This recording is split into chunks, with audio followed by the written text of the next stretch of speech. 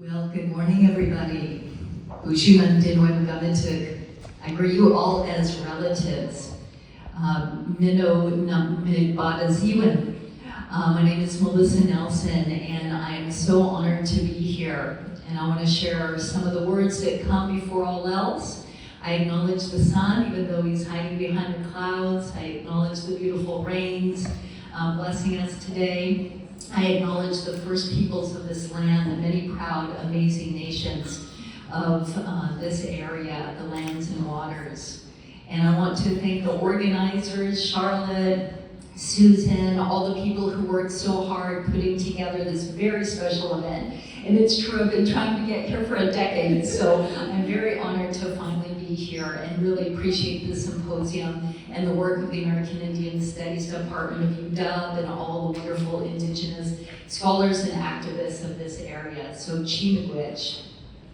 Today I want to talk to you about nourishing resurgence. The resurgence of our peoples, our lands, and our places through our food systems. And first I'll tell you just a little bit more about myself from my own positionality. Next slide, please. So I'd like to share a little bit about the lands that I come from. As an Anishinaabe, Cree, Métis woman from my mother's side, my people are from the northern plains of the Dakotas. The Ojibwe or Anishinaabe are more in the Great Lakes area, but my band was pushed out further west into the plains. We adopted some of the plains traditions and found a home in the beautiful Turtle Mountains. Anyone from Turtle Mountains? Anyone been there? A few people? Yes, wonderful. And so those are where my ancestors are from on both sides of the Medicine Line, the Canadian-US border. So we are a border tribe. We often don't think of the northern tribes as border tribes, but we are a border tribe. And then from my father's line, I am Norwegian, and from 3 to 4 generations of Norwegian settlers that came over in the mid-1800s from Norway. But this being, due to relocation, my mom was given her one-way bus ticket from Belcourt, North Dakota to Oakland, California in 1954, the first wave of the Indian relocation program. So I ended up being born and raised in Northern California on the beautiful lands of the Yuki, Coast Miwok, and Sinkyone peoples, Wailaki up in Mendocino County. So I was very, very honored to grow up in this beautiful South Fork of the Eel River, and so feel connected to the Salmon Nation and the Salmon people up here through that river and through that area. So I'm a berry person, traditionally. My mom was a berry person, my grandmothers, my foremothers, all berry people up in the beautiful Turtle Mountains. We have choke cherries, June berries, high bush cranberries on the right here.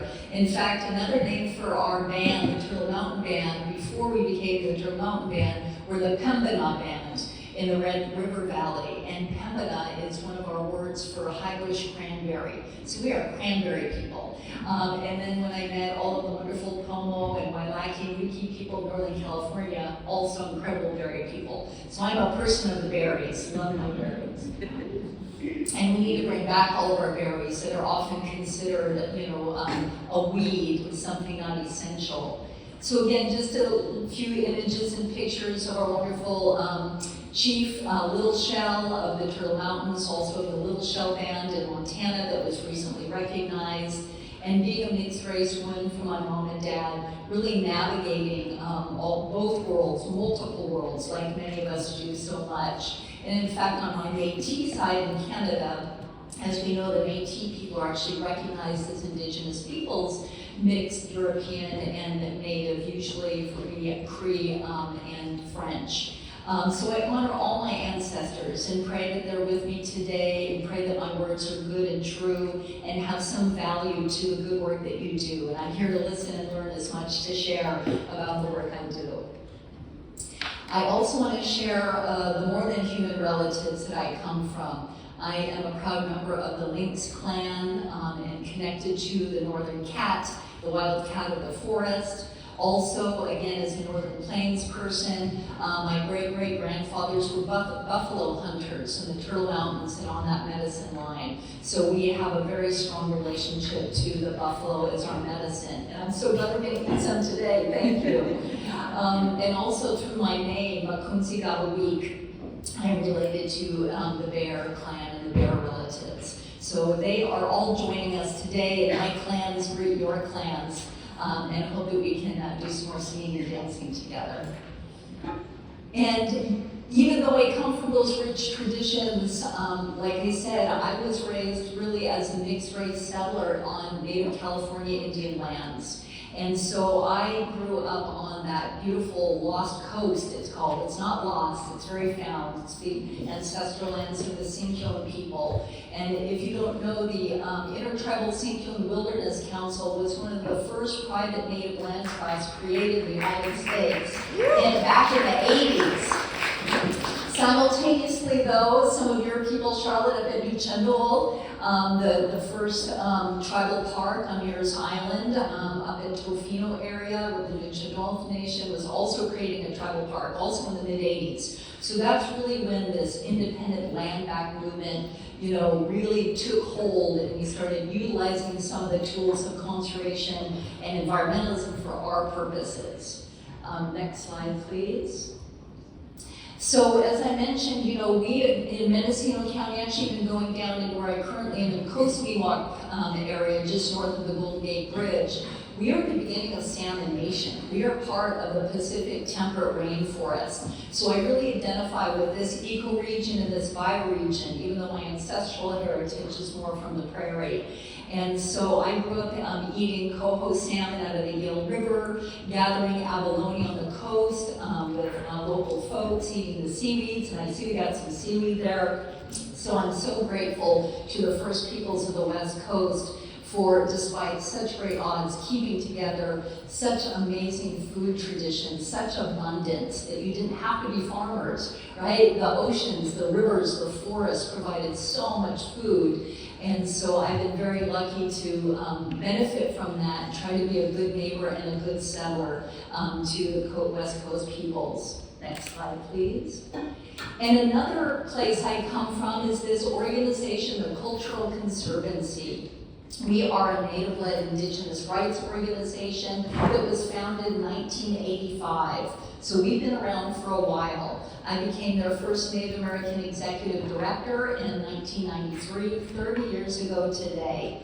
And so this is an organization that I've grown up with. We are intertribal. We have had Hawaiian and Paiute and Pomo and Yaqui and Dakota and so many incredible Indigenous peoples join our effort as an intertribal organization. I'm still very honored and proud to be the chair of the board, and we do amazing work, and I'm so proud and honored to be here with our new CEO, Sarah Moncada, who will be speaking later this morning, and we'll share more about our Indigenous food and farming work. And so, next slide, please.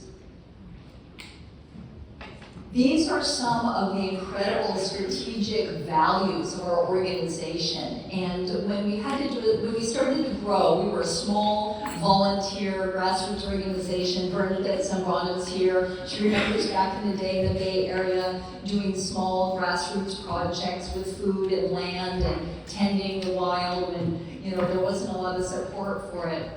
And when we started to grow and started to develop a larger team, we developed a strategic planning process, but based on our own values. And so you'll see that these are things like clearing the spring. We do that literally. Bernadette and I used to go to the Presidio, even surreptitiously when it was still a military base, and go clean out the sacred spring to the Ohlone people and with the Ohlone people. Very important site. It's now protected and celebrated in the national park.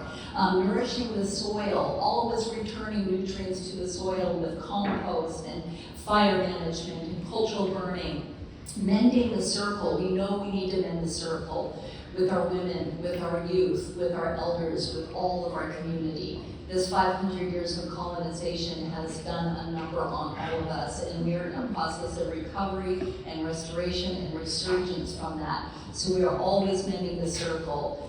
We are tending the fire of our spirits, the fire of our lands. We have to re-examine and redetermine our relationship to fire as a medicine, not as something to fear. Sharing good water is the name of our small regranting fund. As we know, in a ceremony, one of the most sacred things that can be done is to have that sip of water when you come out of the lodge or when you enter a space. And so for us, sharing good water is a way to refresh community projects. We now can provide small grants to other grassroots initiatives doing good work in their community. We also animate our voices through media. We have our podcast, the Native Seed podcast. If you haven't heard it yet, we talk to wonderful Indigenous leaders from all around the world about seeds and foods and sovereignty and cultural mapping and many different things. And we produce films, short films as well. You can see all that at nativeland.org.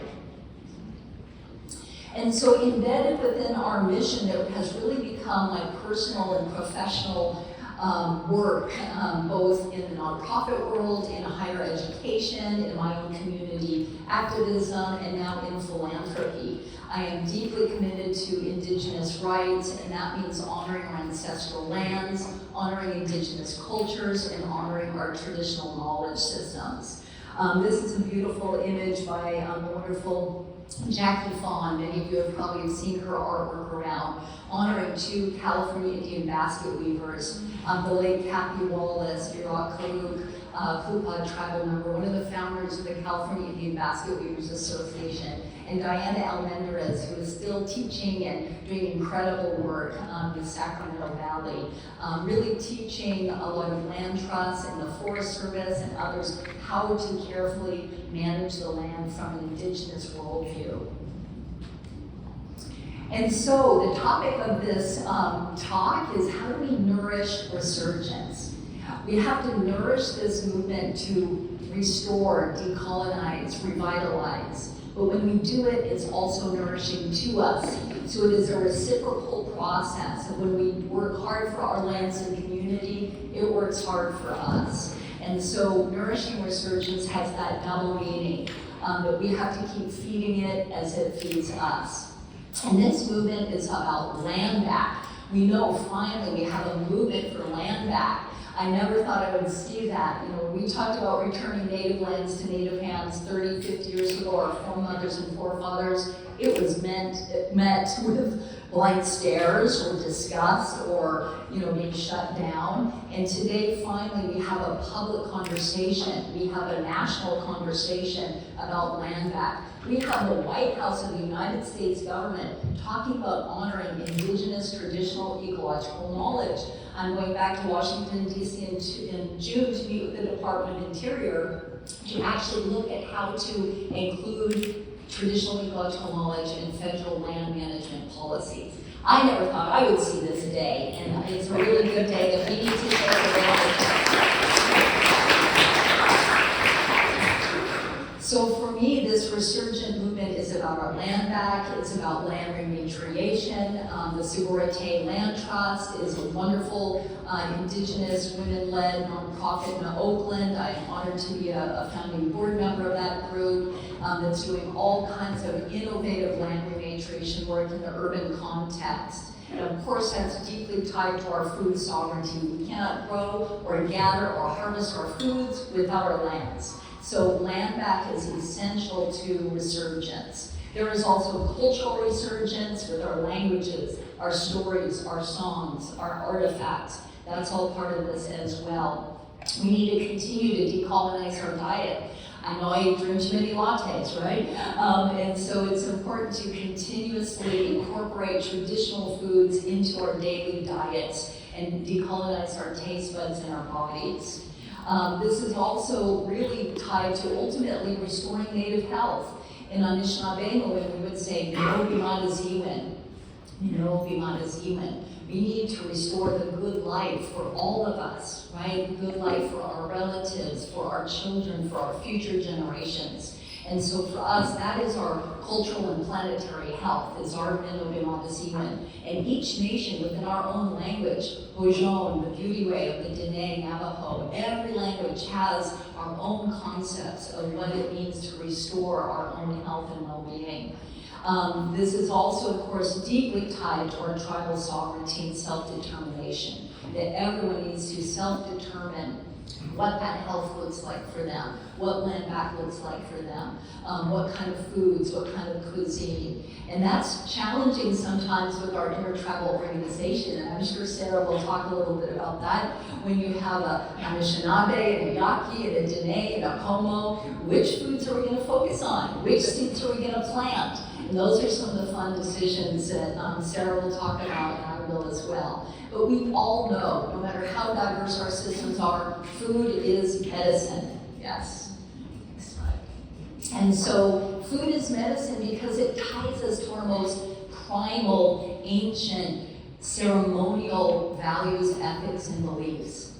Our food comes to us from our creator or creators or earth maker. Right? It comes to us from that combination of Mother Earth and Father Sky and the sun and the seeds. And so we have all of these original instructions that tell us how to live a good life and how to create an abundant, regenerative future for all. And these stories, they tie us directly to our lands. So Resurgence has to be about land, and it has to be about our language and our cosmovisions. For me as Anishinaabe, we have many stories, like we all do. We come from the sky in many stories. We also have our earth divers that dive deep into the earth. So we come from the earth. Also, one of our first culture heroes, Nana Buju, was conceived by the first woman, but also by the wind. So we are deeply connected to that breath of life of the wind. That is part of our cosmogenealogy. We are connected to the elements not just as, inert or abstract concepts, but actually as part of our origins. And that is so essential to remember when we plant our seeds or gather our roots, that is all part of it. So this is part of that relational worldview that ties us to our practices. And one example, for example, we're coming up to Odeemen Gizis. Odeemen Gizis is what we sometimes translate as the month of June, right? In the Ojibwe calendar. But the month of June, Odeemen, it's when the heartberry shows up. Ode means the heart. And June is the heartberry moon, because that's when those little red hearts start to show up in the forest for us. And they start to show their faces, the little hearts of the earth. Aki shows that it is time to harvest, and that we are entering the summer months of abundance and berry picking time. So that's just one example of how even our calendar and timekeeping is tied back to the land and to our stories. There's a whole story about how the heartberry got created. So there are these interlocking cycles of the sacred ecologies of our native food systems. And again, it's going to be different for salmon people, as corn people, as wild rice people, as whale people up north, as taro people in the islands. All of us have these different cycles that connect us to the ecology of the land and to our cultural practices. Again, we talk about, the soil and the sun, giving us the waters, giving us the seeds. Then as farmers, we'll talk more about the hard work of farming these seeds and making food. You've got growth, you've got tending, you've got weeding, you've got harvesting, you have feasting and sharing, then you go back to the earth with your compost, and that whole cycle goes again. So there are many of these interlocking sacred ecologies that are connected to our native food systems. And again, on the cultural area, we have these original instructions. What are they telling us about relating to camas or salmon or whatever the food may be? These are our gifts from Creator, and we must be acknowledged as such. And the first foods that you talk about so much up here are so essential. Those are our first foods. How do we take care of them so they can take care of us? That ties us to all of these ceremonial cycles, right? That's our calendar. First foods, first salmon, first roots, the Odeemen, the first strawberries. And then to do this in an honorable way, Robin Kimmer, in her landmark modern classic Grading Sweetgrass, talks about she compiles all of the tenets of an honorable harvest. You never take more than you need. You always leave some for the next generation. When you do harvest, you share it with others. And you ask for permission. You make an offering. And when we ask for permission, we listen and hear if that is going to be returned to us or not. So these honorable harvest tenets, again, are unique to each land base, each tribe, each nation, but there are some common universal principles, right? To be a good relative, to be a good neighbor. And then this really joins into the gift economy, which the people up here know so much about, and what the Maori I've learned to talk about, the economies of well-being. How can our economic systems contribute to the well-being of our human community and our more than human community? I think capitalism has a lot to learn about that. I think we need to do some deep, profound transformation of our capitalistic system to get back to these economies of well-being. So those are the very important interlocking cycles that I call the sacred ecologies of our food systems. And again, they tie us to transformation stories of women marrying bears, right? Those stories are not just quaint, interesting folk tales. They have profound ecological knowledge in them about how to be a good relative to the bear. Our corn and maize, all the indigenous peoples of Mesoamerica and South America have such incredible teachings about how you hold and tend to the corn, because that is our mother, the corn mother. The corn, how you're planting it, all is tied to, again, these worldviews and ceremonial cycles. And then the great ocean. Even the desert people, now working in Arizona, learning from the Navajo and the Southern Paiute, the Apache, and the Tomana Atam. And even though they're desert people, the relationship to the ocean is so important with the salt and the shells. And so no matter where we are, we have these larger relationships to the different ecosystems and elements of Mother Earth. And one example of one of these relationships that has been codified in a native-to-native treaty is the One Dish, One Spoon Treaty. How many people have heard of that? Just a handful of people. It's really from the east, so the other coast. It comes from the east coast of Turtle Island with the Haudenosaunee, the Great Six Nations Confederacy, and our Anishinaabe Confederacy, the Ojibwe, the Odawa, and the Potawatomi, and of the Great Lakes and the St. Lawrence Seaway. And there was a time when all of our nations were really warring with each other and fighting over resources, fighting over the water, fighting over the river, over the animals that we harvested. And it's a long story, but in essence, those 6 nations and our 3 nations and all the multiple bands within them came together in Montreal and created the One Dish, One Spoon Treaty. And codified it in wampum melt. That is our written record of this treaty. And that it was a treaty of cooperation, coexistence, that the land is like one big dish. And each individual of each nation just has one spoon.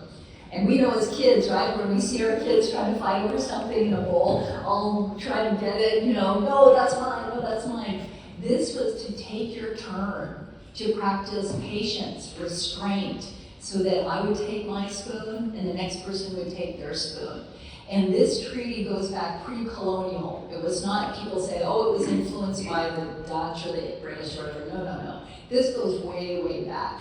And in fact, this summer there will be a historic renewal of the treaty, the Covenant of the Nations, a historic renewal from the chiefs of the Haudenosaunee Confederacy and of our clan leaders of the Anishinaabe, who will come together to renew that treaty of the One Dish, One Spoon. So that is, and it was all based on food, right? It was really based on sharing food so that we have enough and you have enough, and to ensure that peaceful coexistence forever. That sounds pretty good, right? But we need to renew that because we are humans and we do make mistakes. So how do we keep renewing that?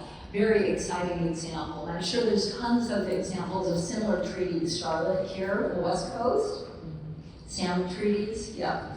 And then, another treaty happening is the Buffalo Treaty, which is so exciting, between the Blackfeet Nations on both sides of the Medicine Line in Alberta and Montana. It's spread now to 30, 40 different nations all over Turtle Island who are signing on to the Buffalo Treaty to bring back the health and well-being of the buffalo and open up lands with trans-boundary Indigenous-led conservation. Super exciting. So if you want more information about that, I can share that later. So we know we had a lot of these treaties, a lot of these practices, and we didn't have to practice resurgence, we had to practice renewal because all relationships need to be renewed, with no marriages or children, etc. But then we have 500 years of colonialism and ongoing settler colonialism. And so our baskets have been broken. There have been disrupted food systems. Max Leroy's book, if you haven't read yet, Pollution is Colonialism, just like hands down. And so there have been ongoing assaults on our lands, on our people, ecocides, on our women, femicides, on our elders, and we have, our baskets have been burned, our drums have been burned, right? And so this resurgence is bringing that back, decolonizing and returning to those traditions in our self-determined ways. Not by the US government, not by the Bureau of Indian Affairs, not by an environmental organization or a university, but from our own internal processes, ethics, and values. And that takes time. That takes time in community to really have those emerge in a good way. We know that private property, all of the incredible land theft that happened across this nation, with the broken treaties, the incredible pollution of our air, of our water, of our soils, the loss of biodiversity, with so many of our relatives being driven extinct, not by our hands, but by colonialism and extractivism. We also know the rise of, Danae's sister Denise Livingston calls it diabesities, right? The incredible impact of these broken food systems on our people and on our bodies and our lands with the rise of diabetes in our communities. And you can see there the red marker, 41%, over twice as much as the white population and the all races combined. Native people have second highest according to this statistic in 2018 in the US, and now I know it's even higher.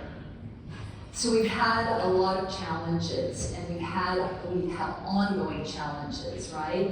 But as Anne-Marie Sayers says, a Matsinaroni leader, she says, since before colonization, this is the best time to be alive as an Indian, which is a pretty great statement, and she's maybe in her 70s. So she's throughout her life has said, this is really the best time since before colonization, something to take seriously. So food systems and resurgence is deeply tied to environmental justice. And we have to combat so many environmental injustices that have been disrupting our food systems. Again, through pollution, over-harvesting, poaching, extraction, and now climate change. But climate change is not a source. Climate change is a consequence of all of this bad behavior. It's not the source of it. So we have to do something about climate change, no? We have to do something about our behavior that created climate disruption. It's not just change, it's global weirding. It's like we don't know what, hot here, cold here, freezing there, flooding there, drought there. We can't predict it, although we do know that the earth is slowly over time heating up tremendously. We have to fight the oil industry, right, and all the different mining and extraction, and now the green energy movement, mining all these rare metals that are usually on native lands or next to native lands. And so now they're trying to mine also the deep sea beds, right, of the Pacific Island peoples. It's like going into the heart of the Moana Ocean to mine under the earth. It's just, now they want to go mine asteroids also, right, up in space. So it's this conquest consciousness just doesn't seem to want to stop. How do we transform conquest consciousness into kinship consciousness? That is really my overarching question. And I think Indigenous peoples already know the answer to that for ourselves, but according to our seventh fire prophecy, to light the eighth fire, we need the conquest people to change, right? We really need that transformation. Then we can look at rebalancing everything. Oh, and this go back if you can for a minute. This project, I'm working with a really interesting group of interdisciplinary scholars at Arizona State University, our food justice research group. We have a project from syndemic to symbiosis. Syndemic is a fancy word for the polyculture, the polycrises we are facing today. So the polycrisis of biodiversity loss, water pollution, food insecurity, racial injustice. You can sadly go economic instability. So we are facing a syndemic or polycrisis. You can't just list one anymore, like the biodiversity loss or pollution. It's this converging constellation, sadly, of crises that our young people, we're all dealing with, but our young people really have to deal with because it's the future. But we're looking at how do we transform that to symbiosis, living together well in mutually enhancing ways. And so if you want some more information about that, we've been doing research events, some cultural mapping. We have a very southwestern focus right now because there's not going to be any water. There's not going to be any water. And there's proud tribal nations there, and there is a growing population. Arizona is still one of the fastest growing states. Everyone's moving there, a lot from the West Coast for some reason, but there's no water. So what are we going to do about that? And how are we going to transform? So one of the ways that I know best how to transform and feel hopeful is planting food and planting seeds and growing community and working in small local areas to make a difference that you can actually see. So over the, almost 40-year history of the Cultural Conservancy, we have created a few gardens and now major farms. We first started the Presidio National Park right after it was converted from a military base to restore an old World War II victory garden that was overgrown with blackberries. And now it's a thriving community garden for that community, which was great. And we started growing, we had some Hopi blue corn, we had some amaranth, we had some quinoa. And we were right at the ocean and we didn't know if it would grow, and they all grew beautifully, which was amazing. And again, Bernadette helped with that project. Then we went over to Oakland at the Intertribal Friendship House and created a community garden at their Women's Lodge to help with recovery and healing. And that was a fabulous garden for a few years. But we didn't own that, and the 2008 crash happened, the financial crash, and we were given like 3 months to remove this garden that we put our blood, sweat, and tears into for a few years, and it was having really positive impact with the Native families, the mothers and the children there. How many people have had that experience, building a garden and then being ripped away from it? It's brutal, it's really brutal. And so we realized, like, gosh, this is really rough. We just keep, starting these things, and then for various reasons have to move on. Finally, in 2011, we were invited to be a real partner at a farm, the Indian Valley Organic Farm and Garden, and Sarah Moncada will share more about that amazing story. Well, we had 12 years of farming there as a partner with a written agreement for long-term stewardship, and it's at a community college that's not going away anytime soon. So we do have some security that we can farm there, and it's only about 20 miles from San Francisco, so the urban intertribal community can come up and plant, harvest, and do activities there. Ooh, how I have time. All right, and then now, long story, but we started planting at a beautiful place called Heron Shadow that is our own land back project. So the Cultural Conservancy helped set up many land trusts with Native communities. A lot of California Indian tribes do not have federal recognition. The treaties were not ratified there, the genocide that happened there. There's a lot of small groups who have no traditional land. So the land trust model, really demonstrated by the Intertribal Singular Wilderness Council, really showed that the land trust model can be very helpful and useful for Native communities who don't have a sovereign nation, or maybe even just have different ideas from from sovereign nations who want to go into mainstream economic development, and other tribal members want to go more into grassroots community work. Not that they're mutually exclusive, but sometimes you just need multiple ways of returning the land. And so we worked setting up and helping support a lot of Native communities with their own land-back projects. And finally, in 2019, it's too long a story to get into, we put out an intention that we were ready to be stewards of our own land. We had grown the team, we had grown our capacities, we had grown our funding sources, and we saw that if we were going to grow food, we would just, if we didn't own the land, and I hate even using those words, if we didn't have legal title to the land, we would get moved around again.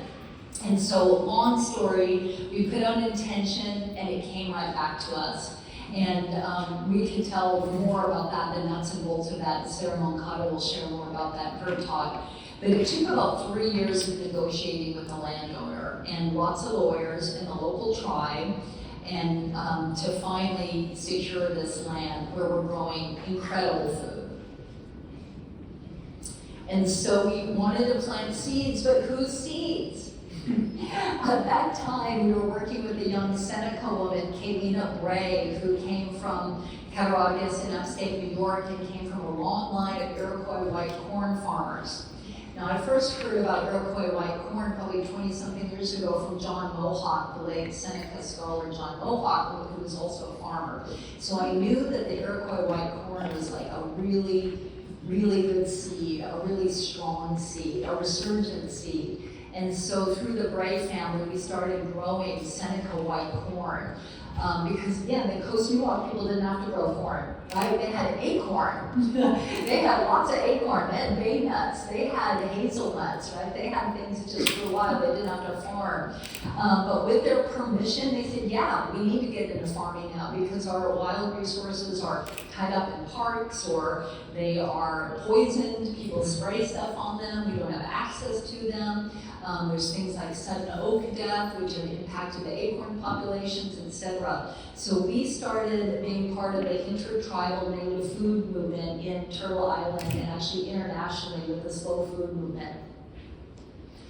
So we started growing food and we started to really look at the best of indigenous agricultural practices across the land, really focusing on the three sisters of Native American agriculture from the Haudenosaunee in the Midwest, corns, beans, and squash.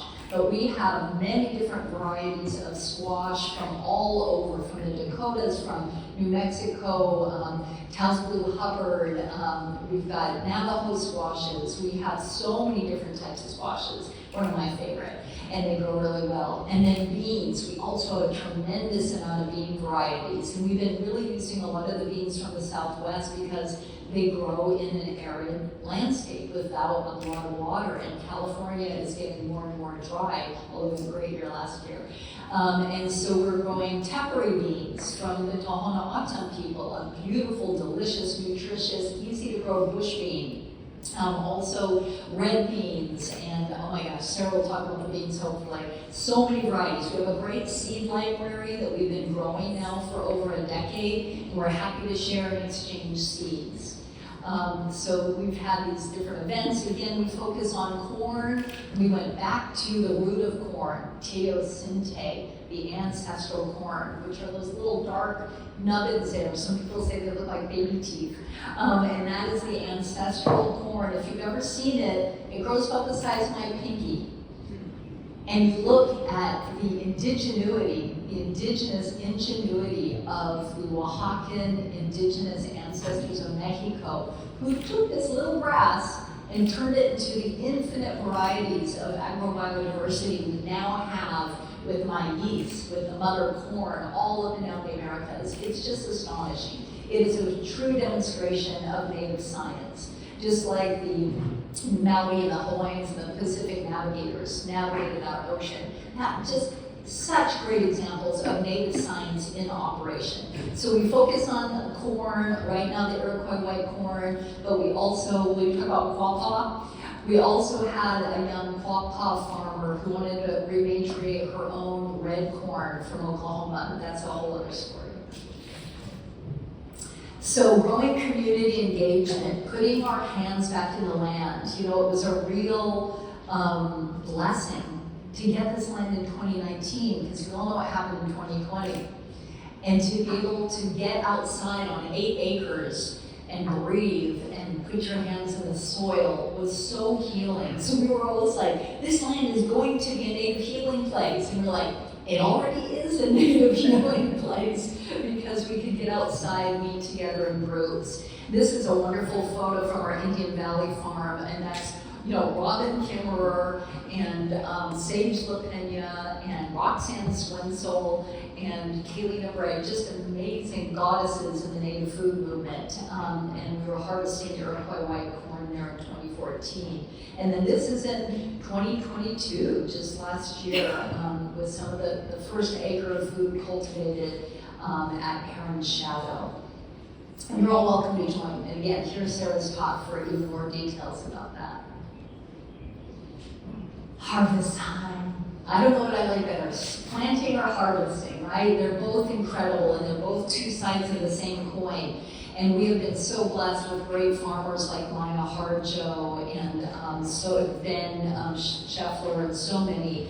Cherokee tomatoes, woo-hoo, oh my God, the best tomatoes in the world. Buffalo Creek squash, and Sarah will share an incredible story about stewarding that rare seed and how it's really feeding the whole Bay Area now.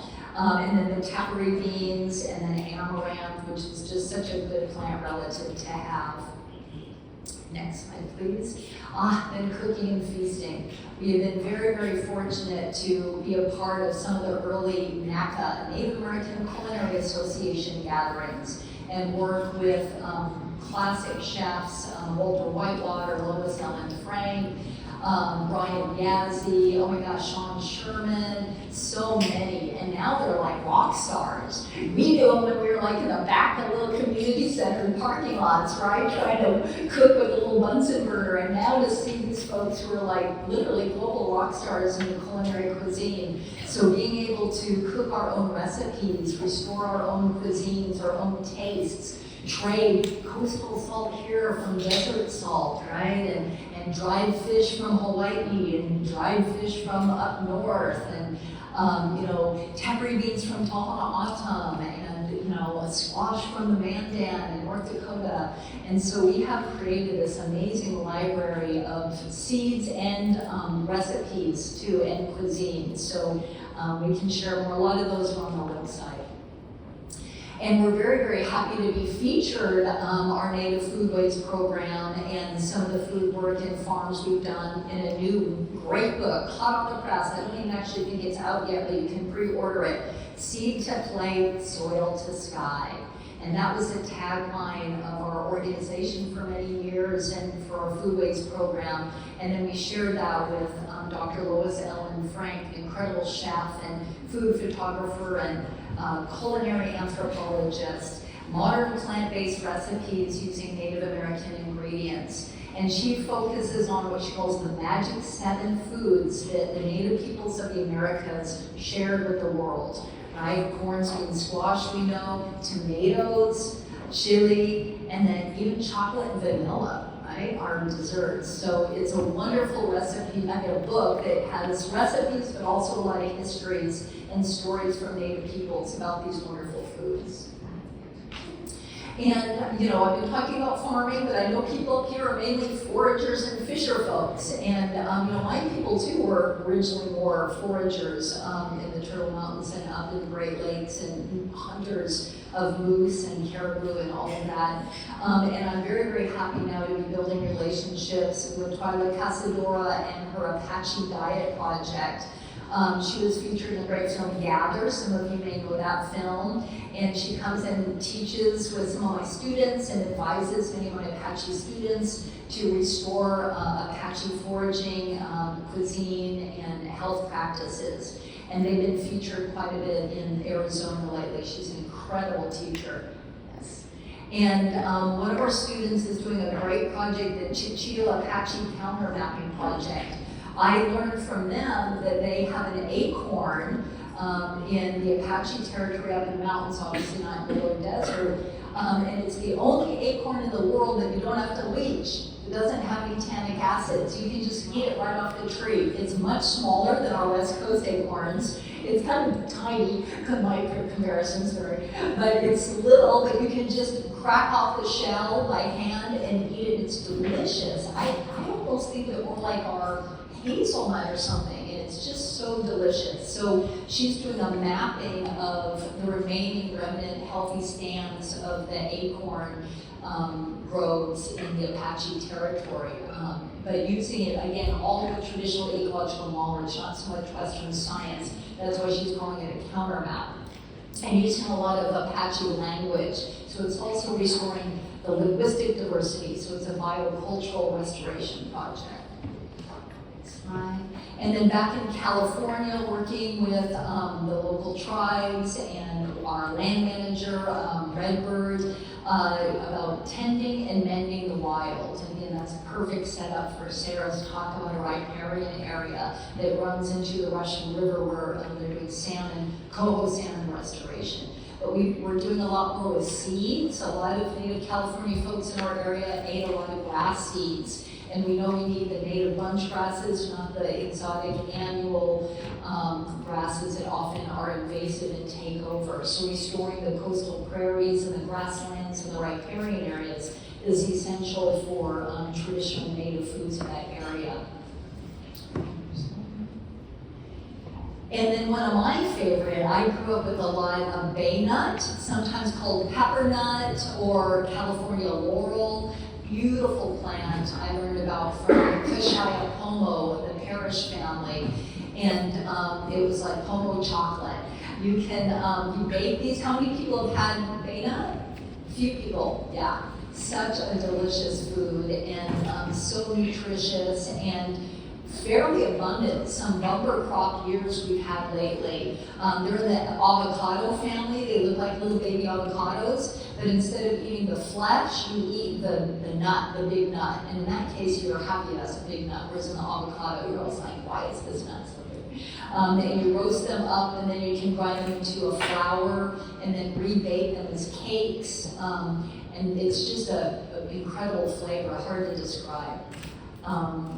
And then again, here I know all of the coastal gathering. I'm so sad about the salmon and what are we going to do to bring back the salmon and address some of the issues of temperature in the oceans and the rivers and the dams. At least there's some dam removal work happening. So I'd be curious to hear what folks think about dam removal work up here. I know there's a lot of dams, but that's very encouraging. Like I said, whether you're in the middle of the prairie, the middle of the desert, everywhere, people always say, we come from the ocean, right? It's in our stories, ocean woman, salt, we know that.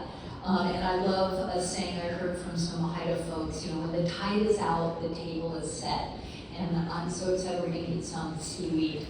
And I grew up eating abalone, 3 different types on Mendocino County, and now there's only one, and it's also endangered. There are 7 species of abalone on the California coast. So really a tragic loss of that coastal food. Growing native food networks and relations. We've been part of the Slow Food Turtle Island Association that connects to a global network of the Indigenous Terra Madre network of indigenous food producers, herders, gatherers from all around the world. And we meet together every 2 years, often in Italy at the Slow Food Terra Madre Festival. If you really want to check out something special, try to go to that. There's also been Indigenous Terra Madre events with the Sapmi and Samiland in Sweden, with the Ainu in Japan, and in Mexico as well. We can move on. I kind of wanted to talk about the link between indigenous food systems and planetary health. Planetary health is kind of a big buzzword in the sustainability field, and indigenous peoples have our own conceptions of planetary health, so, but I want to skip that for now. Again, just in conclusion, nourishing resurgence through food. We're reweaving those baskets with Resurgence, those baskets that were sadly disrupted by colonialism and ongoing threats. But we know that by restoring our indigenous foods, we bring back the strength of our cultures, our cuisines, our health systems, our lifeways, and really our unity with life and our well-being. Nourishing health with food resurgence. We are always giving our food away too. We believe in the gift economy. We are not selling it yet. Some of our funders are like, well, you really got to get paid for this and da da da. We're like, no, we have the privilege of having land and seed. We're going to grow food and we're going to give it away to communities who need it. This is their ancestral foods. And I just want to say thank you so much for listening. Wonderful to be with you and look forward to learning from you throughout the day. Chi Wech.